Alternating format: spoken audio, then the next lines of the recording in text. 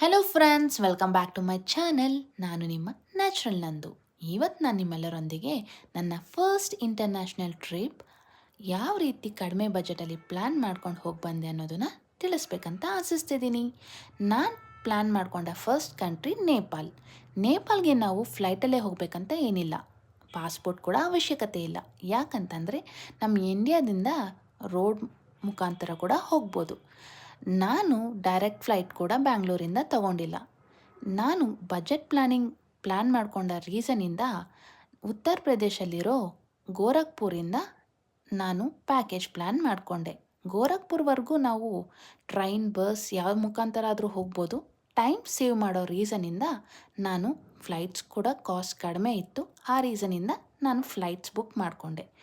Next ವಿಡಿಯೋದಲ್ಲಿ ಯಾವ places ನೇಪಾಳಲ್ಲಿ ನಾನು ಕವರ್ ಮಾಡಿದೆ, ಎಷ್ಟು ಬಜೆಟಲ್ಲಿ ಕವರ್ ಮಾಡಿದೆ ಅನ್ನೋದನ್ನು ತಿಳಿಸ್ಕೊಡ್ತೀನಿ.